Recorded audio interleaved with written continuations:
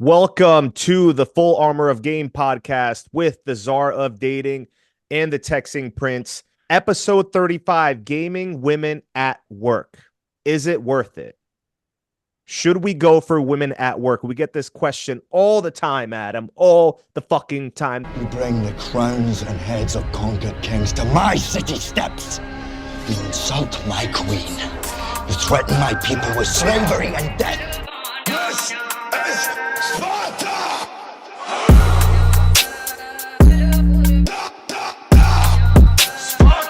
Put on the whole armor of game. This is where we fight!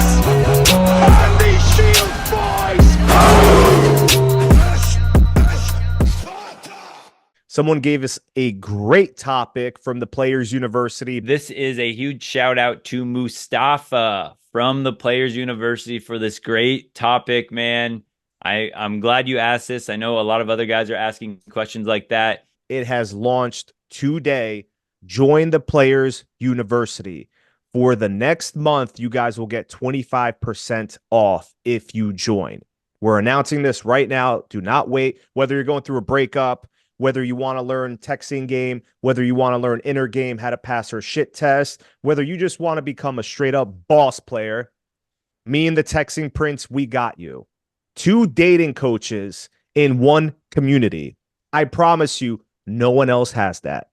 So you guys get a lot for what we're doing. And we also have a Q&A coming up April 24th, our first Q&A live for everyone that is part of the Players University. It will start at 10 p.m. Eastern, 7 p.m. Pacific time. You guys get to ask any type of questions you want for us. But the topic today was gaming women at work. We get this question all the time, Adam, all the fucking time. There's a cute girl at work. I think she's flirting with me. She looks like she wants that hot beef injection, that fresh halal, that rabbi blessed sausage, but I don't know how to play it. Should I take that risk?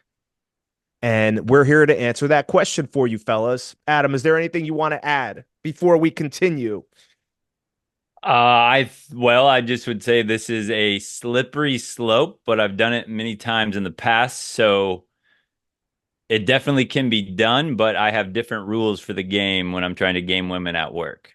One of the things just to start off is understanding like all the direct game that we talk about, or kind of the really direct alpha masculine game.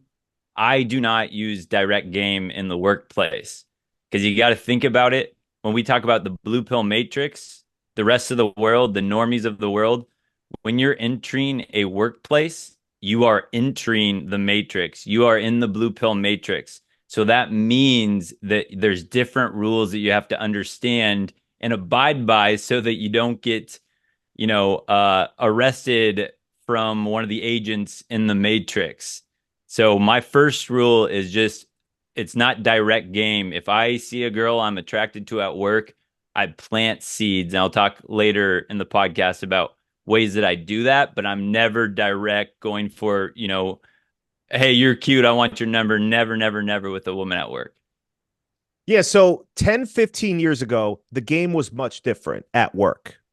It was much different, fellas. This was before the Me Too movement, before the major feminist culture that has spread like a virus invading its host. It wasn't as prevalent as it is now, especially in the workplace, from what I remember, because as you guys know my story, I worked at a major fitness center from age 16 up until 21, 22. And I would get away with shit that you could not get away with today. I was sleeping with employees, members that were going to the gym. I slept with my first MILF working there. So I learned game while working at that fitness center. That's why I tell all you guys, get a job when you're young where you have to communicate with people. That's how you enhance your personality. And the tongue is the only tool that gets sharper with every use. I owe everything to that place working there because that's where I really developed my sense of game and also understanding female nature from witnessing all the married women cheating that would come in, the married employees. I witnessed that. So I understood female nature at a younger age. But nowadays, you have to be very careful. Do not shit where you eat. I would not advise you guys do that because once again, you're not me and you're also not Adam, the texting prince, who could possibly get away with that shit in today's world. But I still wouldn't take that risk. In today's day and age, I would not shit where I eat because I did work with one of my ex-girlfriends at a job she got me when I was about 24 at a huge restaurant chain with a lot of wealthy people, and sometimes we would have to work together, and it was volatile. It was very volatile, fellas. There was so much drama. There was so much toxicity, negative energy. If you two were mad at each other, if you got into a fight or an argument, guess what? You still had to see one another. And that tension, people can feel that at work. It was very awkward. It made it hard to work there to the point where I just got out after we broke up. I didn't even show up. I didn't call nothing. I wanted nothing to do with her or that job. So you have to be very careful in the workplace. Yeah, that's another unfortunate rule of the blue pill matrix workplace is also that kind of like in family court, divorce court, people are going to side with women. In the blue pill matrix, if a woman says anything, you made her uncomfortable or you harassed her, or even if you break up and she tells bad stories about you, that's just the way it is. When you're in the blue pill matrix, her word will be a lot more powerful than yours. And that's why you got to tread very, very carefully, especially if you have a career or a high status job that you really want. If you're working at a car wash or a pizza place and you're like, I don't really care, my work's not, you can be a little bit looser, I guess. But especially if you have a career you want, you got to be very, very careful. Now, if you were to do it, Czar, if you are you a hard no, or like if you were to do it, would you play it differently these days? If I didn't give a fuck about the job, 100%. But I know how to read women very well, and my reputation is very important. So you have to tread carefully. But a lot of these guys that don't have game, they can't get a gauge on women like we can. So you have to be very calibrated and you have to be smooth with how you do it where other people don't know. I've definitely done it many times in the past of sleeping with coworkers, but my rule was always that I understood I was in the pill matrix. So in the actual workplace, I wasn't flirting or doing anything direct. What I would do is I would wait for a social event outside of the workplace, and that's where I would start to plant seeds with women, but I still wouldn't be super direct at these social events because you don't want to be labeled as a creepy guy at work that people, want to avoid. So the way that you could plant seeds at social events is happy hours are big.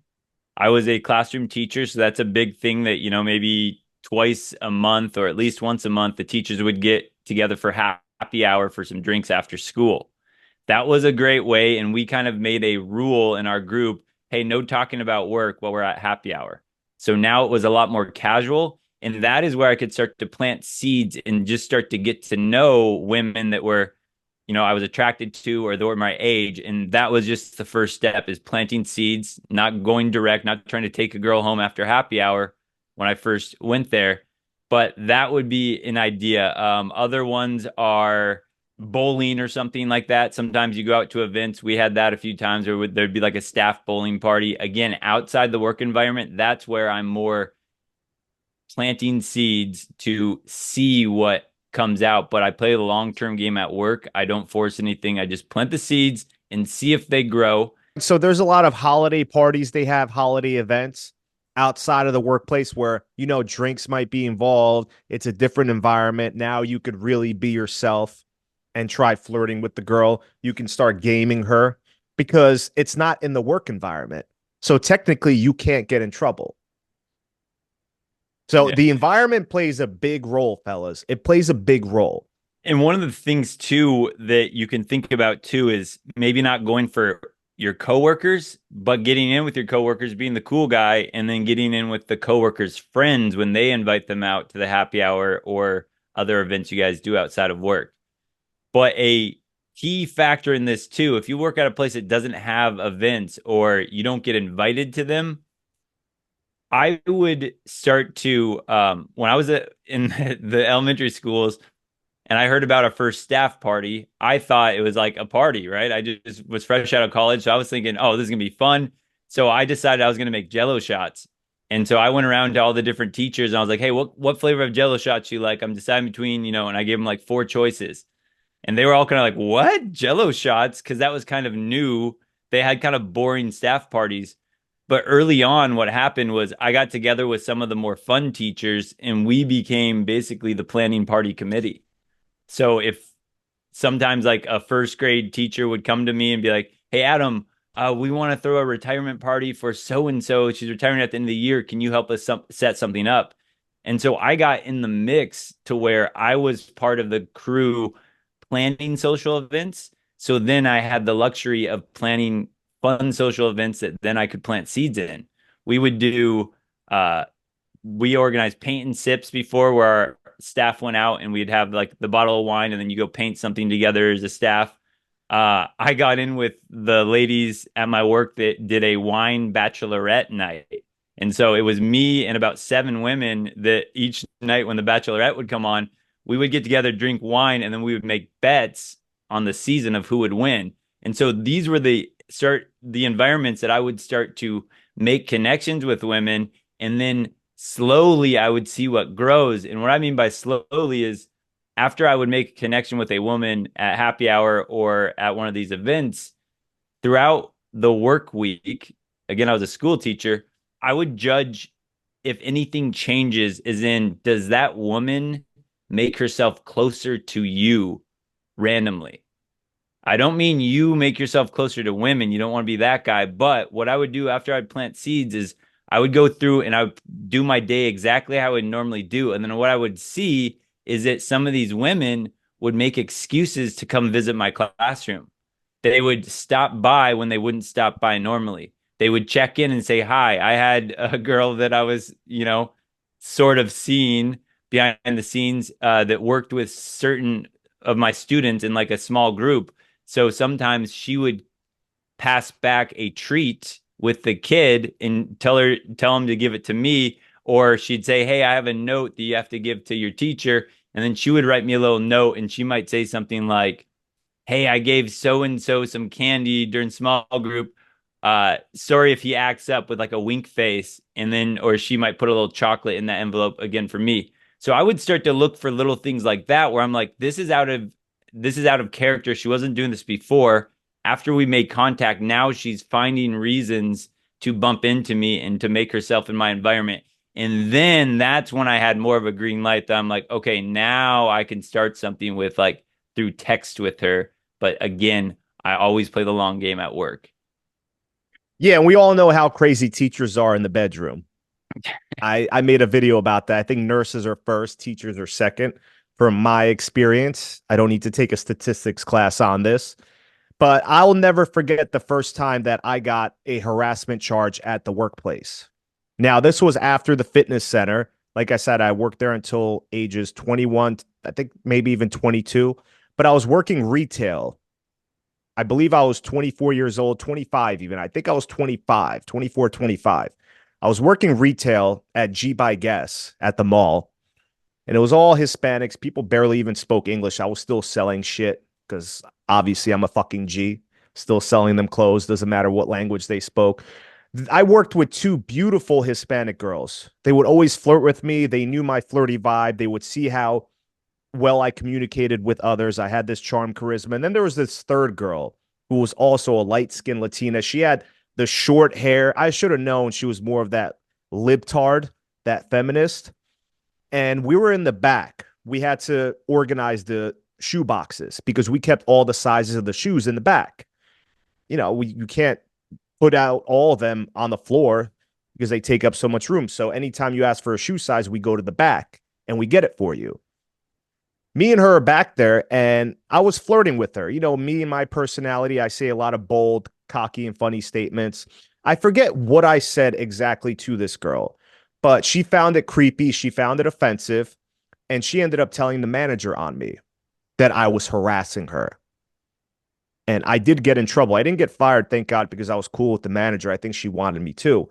But that was the first slap on the wrist for me where I knew I was like, damn, not everyone is going to like your personality, or they might take it as you harassing them. Even though you have this charming, charismatic, flirty personality, you have to know your target. I was still learning the game early. I thought everyone liked me. I thought every woman was going to react well to my charm, my charisma, and my game and the flirty things I said. And that's not true. And she ended up having a boyfriend too, which I didn't even want to get with this girl. I was being myself, or I thought I was being myself. And that was the first time I got a harassment charge. It was very awkward working with her after that, but I ignored her. I avoided her. I looked at her as the enemy because of the type of girl she was, when I knew deep down inside there was nothing that I said or did that was harassing her. But it doesn't matter because the accountability falls on the man, like you said. Makes no difference. So you guys have to be careful. Did I give a fuck about that job? No. I've had all shitty jobs, fellas. If you guys think your job is shitty, I've been through it all. I didn't give a fuck if I got fired or not. I didn't care. But it still made me upset that she said that. I felt a certain type of way because I never want to come off as that guy, especially around women. And you learn, I'm happy it happened. I'm really happy it happened because I learned from that. And you have to tone it back a little bit. Know who your targets are.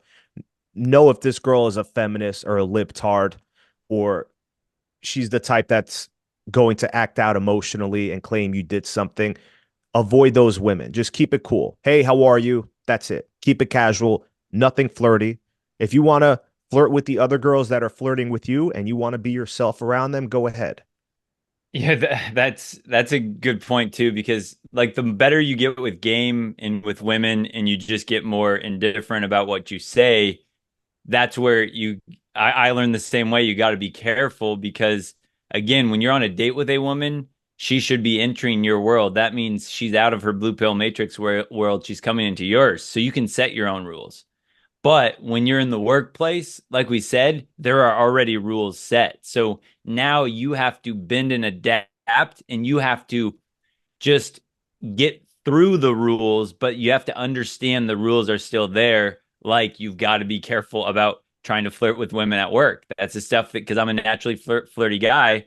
And that was stuff I think early on in my teaching career, I had one of the older teachers tell me, she's just like, hey, Adam, just want you to know people are kind of getting around saying that you're kind of a player. And that's when I talked about how I had to change my whole thing up and started to match with women 45 minutes or an hour away from me because the reputation started to spread. And That that's was the red another. flag, right? That was the red flag for you where you Yep. knew, okay, Yep. I I was just have like, to, whoa, yeah, I'm like this with all women, but I didn't realize it, right? The blue pill matrix people, the women I wasn't flirting with, they get bitter. Or the betas that I was working with, they can get bitter too. Being a player isn't cool in the blue pill matrix. It's people are jealous of the player and they're, kind of envious of the player. absolutely, Adam. The betas hate the player. They'll For sure. sabotage his reputation.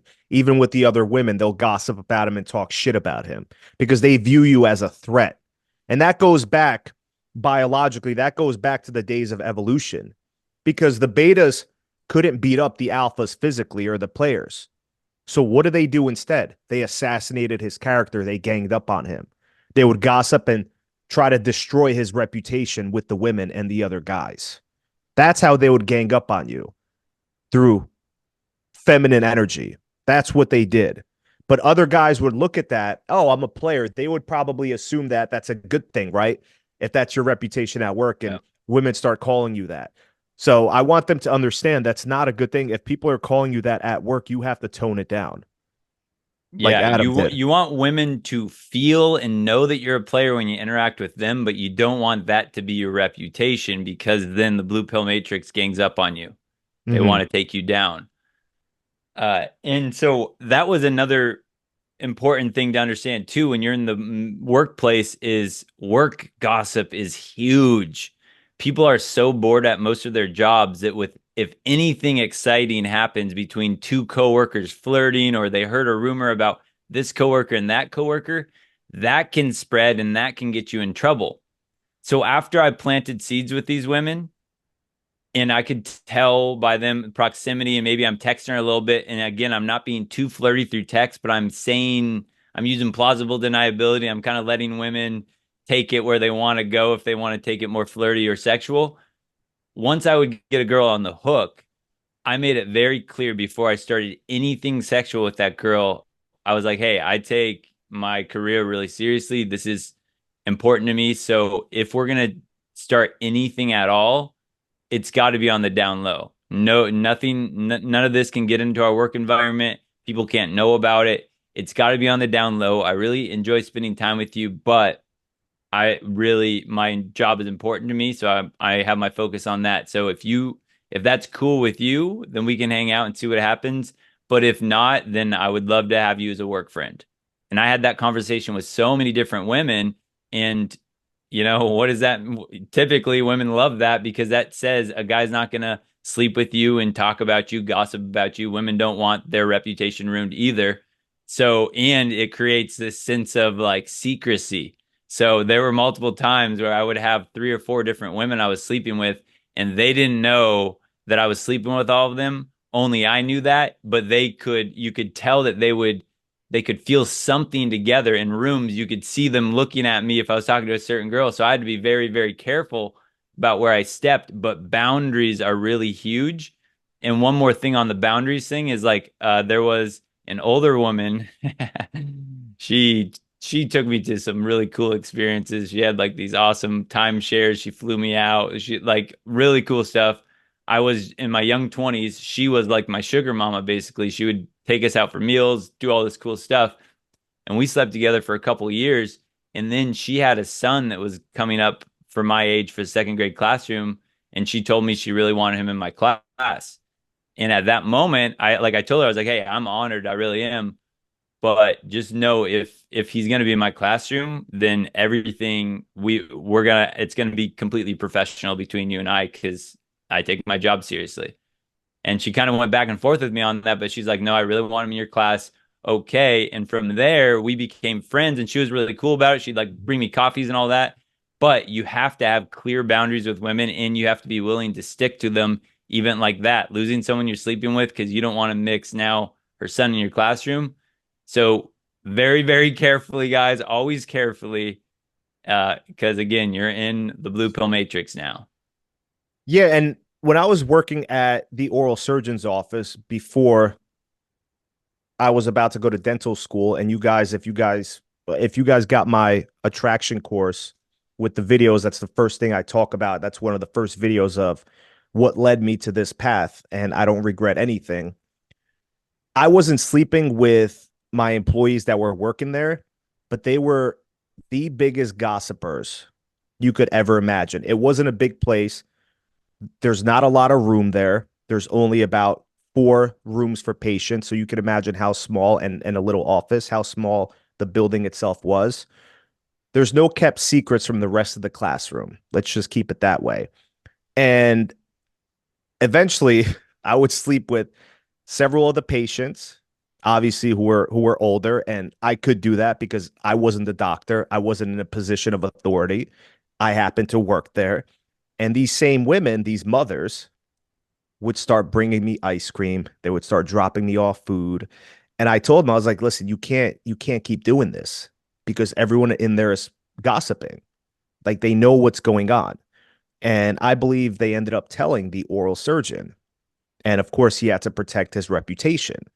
And the assistant oral surgeon, he didn't own that practice, but he would come in and help. He would do some of the surgeries. He was also a player like me, charming, charismatic, and he would see the way I would speak to the patients and how much they adored me. And he told me flat out, he's like, bro, he's like, listen, I love you. He's like, but you got to be a lot smoother. He's like, you can't let it, you can't act the way you are around these patients. Okay. You're making it obvious. And the oral surgeon's going to find out, the guy who owned the practice, he's going to get in trouble. You're going to get yourself in trouble. All the employees, the women, they're all masculine, feminist, ugly, annoying, ratchet ass females. they're getting jealous because I didn't want them. And they would see the way I would interact with the beautiful patients that were there. And I slept with a good handful of them. I'm not going to lie. These were beautiful women and they adored me. They thanked me for calming them down before they went through the procedure. Ended up getting their numbers. I said, listen, if you go through any issues, just call me, reach out, I'll help you. And we would end up hanging out, but I wasn't as smooth as I thought I could be because I went back to me working at that fitness center where I'm the Don. I can get away with whatever I want, right? I'm the legend of this place. Everyone loves me. And in certain work environments, it's not like that. Your boss's reputation and his business is the most important thing that he has. He doesn't want to risk ruining that. No matter how charming you are, how good looking, how much game you have, how charismatic, how much money you bring into his place, it doesn't matter. And that's why he ended up letting me go. He overheard me flirting with one of the older women, trying to calm her down. And I was dumb enough to do it across from his office. And even though his door was closed, like I said, thin walls, he heard everything. And he handed me my papers. And that's what led me to this journey. Do I regret anything? No. Was I crying? No. I handled it like a man. I said, okay, no problem. I apologize. I understand. And I just walked out because you have to take accountability as a man. But do I regret anything? No. I do not regret a single fucking thing. He did what he had to do to protect his practice. Yeah, that's really important just to understand the fine line between when you're in your own world, yeah, you should be creating your own world. But when you're in that environment, that's the rules you're given, and you got to be careful and understand those rules. I had some very good looking, young moms that I would, throughout the years have. And yeah, there were definitely women that I wanted to game, but if I was ever going to game a mom, it was never when she was when one of her kids were in my class. It would be a year after, 2 years after. But once I had that relationship, I could not mix that because that would get around so fast. It would look bad. It could ruin a child's life theoretically if something, bad happened and the mom got really angry or whatever. So you got to be very, very careful. And I remember I had so many, because again, I was one of the only men when I was working, and I was by far I was the only non-beta by far of the males in the school. And so I would have different women that would tell me, she's like, oh my gosh, I just saw so-and-so's mom, and maybe she had one of the kids in her class of a mom, and I had another one. And she's like, I have done conferences with her for 3 years, or I've seen her around on conference day for 3 years. And she got so done up. She put on all her makeup. She wore like a low cut shirt because she knew she was going to your classroom after for a conference. And so people would see that, and I would see a behavior. Like, I understand women, so I would see when women were like really fawning over me or something like that. But I always had to keep it completely professional because all the other women at my school could see when women were acting different around me. So if I made any one wrong move, that becomes a reputation killer. So it's got to be so careful, and you've got to really put tight boundaries on, like, it's all private. It's all on the down low. We're not going to talk about this with anyone. We're not going to PDA at all on the workplace. Yeah, and I have a story that I want to end with. I wanted this to be a shorter topic because I want men to understand that it's not worth it in the end. Even for me, if I go back, I know I don't regret anything. It was supposed to happen the way it did with how I got fired in my walking papers, and I wish him nothing but the best. I still recommend everyone to go to that oral surgeon because that's how much I respected him. And I still do.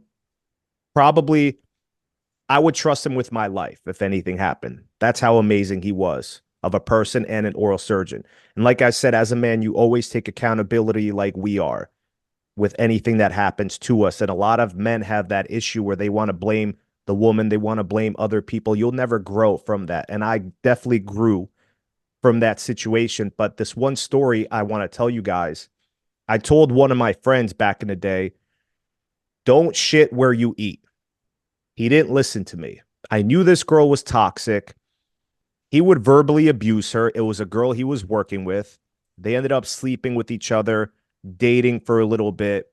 He was very verbally abusive, very insecure towards her. And she ended up going to their boss and claiming how he was harassing her and doing all these things that weren't true. She was saying false allegations about him because hell have no fury like a woman scorn. This is why you do not treat women like shit, fellas. Do not disrespect them. Do not put your hands on them. Do not verbally abuse them because that payback is gonna hurt. Payback is a bitch, especially from a woman. Always end things on a good note. But what happened was he ended up calling my friend into his office. They were both getting into it, and he said his side of the story. She said hers. He ended up just firing both of them. And I would have done the same thing. I would have fired both of them. I'm not risking my business for either one of you. When they signed a contract, there is no dating amongst employees. And they broke that. And you guys have to follow the rules of the house, no matter whose house it is. I follow the rules that Instagram has, that TikTok has now, because I'm not above them. I can't say certain things that I want to say. I can't use certain language that I usually use. So you have to follow their rules, no matter how much you hate it, how much you disagree and you dislike it. It doesn't matter. That's their house. That's their rules. Just like you guys have to respect the rules of the game that we teach you. No one is above the rules of the game. And if you disrespect the rules of the game or you try breaking them, there are consequences. So you said something really important about the not treating women like crap. If you start a workplace relationship, there are different rules of the game. You've got to be very, very careful. If a girl brings up something like, I want a relationship with you or something like that, when I wanted to keep it casual and down low, I have to be very, very careful. I can't just dismiss her when she's a coworker. I have to like really go, hey, I really understand. Let's talk about this. And then I sit her down in person. I say, hey, you know how I feel about this. You know how important my career is.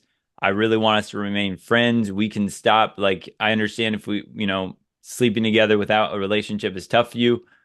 We can stop that, but I still want to keep you in my life. I still want us to have a good relationship because I always enjoy hanging out with you. So I'm always trying to brush it over, even if the girl is being upset or emotional or being like annoying. I got to put on my diplomacy hat again. I've got to understand that we're still linked in the blue pill matrix workplace. So I've got to be careful now about how this relationship ends if it's going to end. And always want to be like a gentleman about it.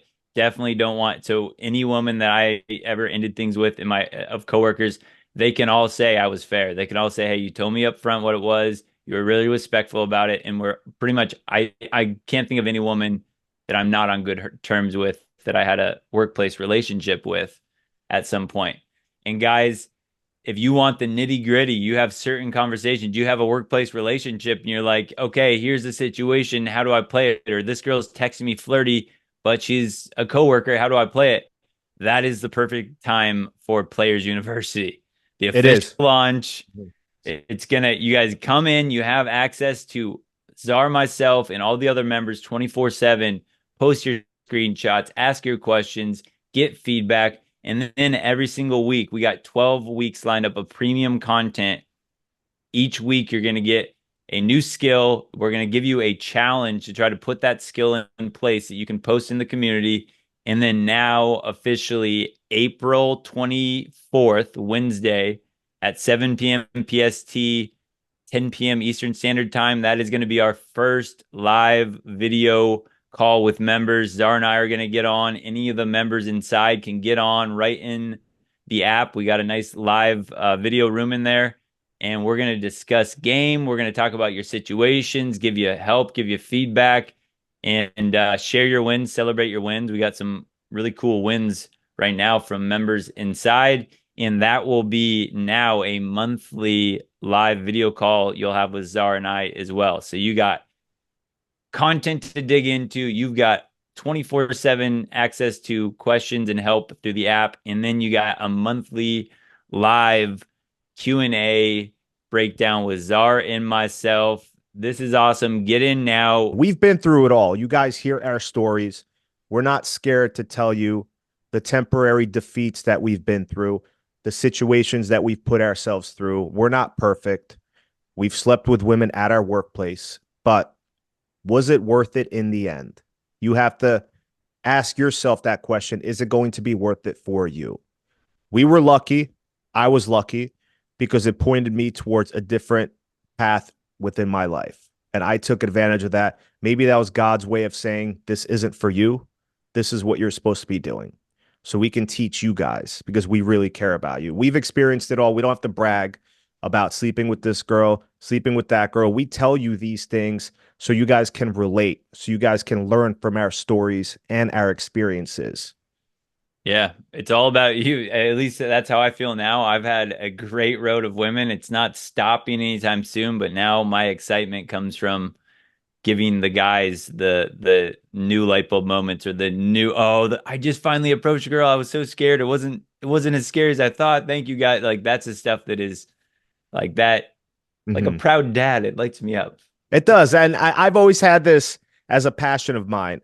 And if you go back when I was 17, 18, and I know you too, Adam, learning the game with the mystery method and learning pickup, my friends will tell you, for people that think, I'm fake or I just did this out of the blue, all I've ever talked about my entire life was women and picking up women, coming up with new routines, success stories I had, rejections, teaching my friends.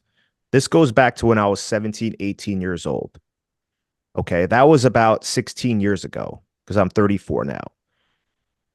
So that's how much experience we have. We really love Yeah. this game. We didn't just start out of the blue all of a sudden, like these other red pillars and the content they're trying to teach you because they never got women before. Me and Adam could easily read the same statistics and bullshit they're telling you from countless books out there and regurgitate the bullshit fucking things that are written in these books. But me and Adam actually practiced this. We went through our failures. We understand the deep inner game.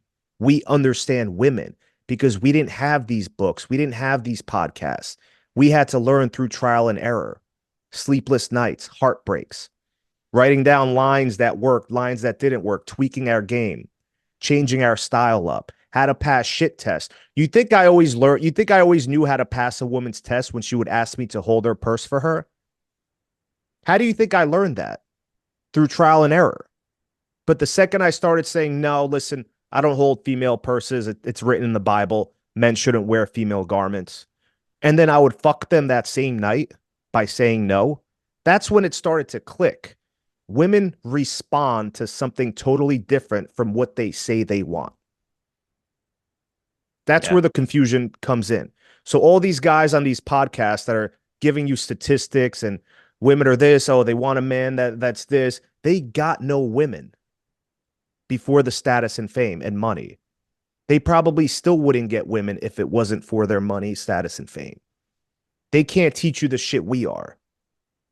Okay. So that's what separates us from all the other dating gurus or the red pill people that are imposters. And we're going to make them obsolete in the future because I think what's going to happen is men are going to start straying away from content like that and leaning towards the guys that are actually teaching them real game because we want you guys to have beautiful women, success with high value women. We don't just want to do this for the clout because we want to steal all the women away from you and garner fear.